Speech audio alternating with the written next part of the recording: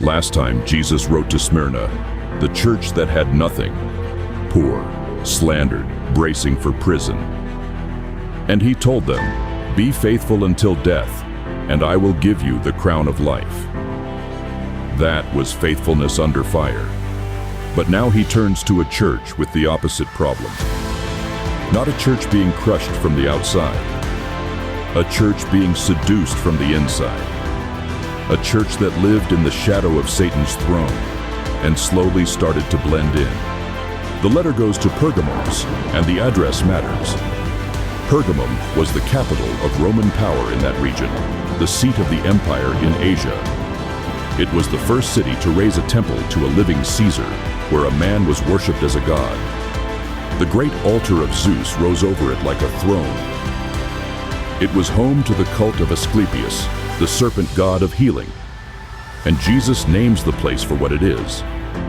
"I know where you dwell, where Satan's throne is." And Jesus sees them clearly.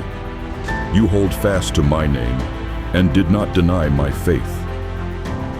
In a city where one pinch of incense to Caesar could save your life, they would not say Caesar is Lord. They kept confessing that Jesus is, and it cost them. Even in the days in which Antipas was my faithful martyr, who was killed among you, one man, named Antipas, he would not deny the faith, and they killed him for it, right there where Satan dwells. And Jesus does not forget his name, but then the turn. "I have a few things against you." They would not deny him under threat, but they were starting to compromise in comfort.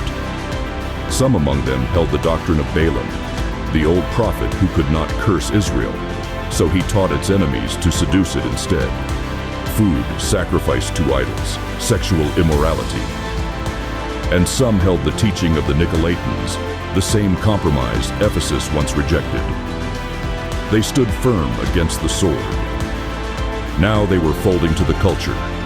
So the call is one word: repent. Repent, or else I will come to you quickly and will fight against them with the sword of my mouth. Remember how the letter opened. These things says he who has the sharp, two-edged sword. The sword is his word.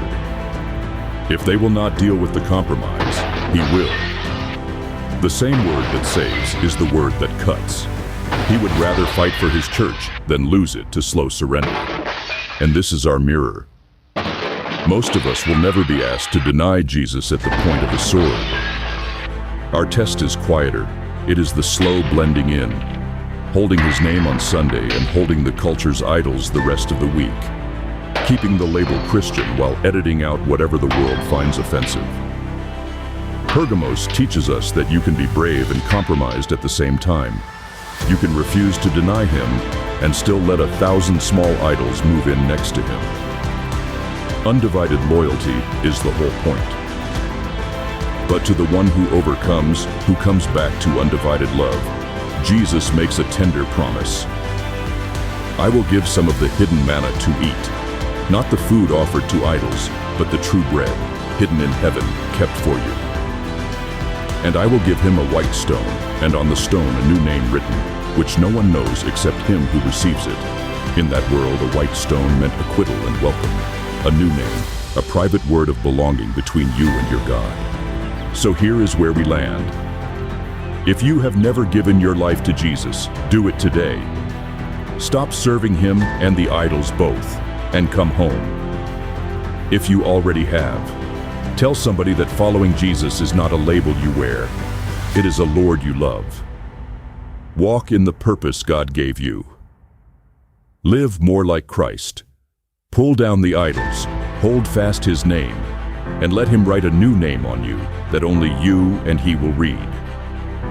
Next time, Thyatira, the church that tolerated a false prophetess and learned that love without holiness is its own danger, coming up in episode 7.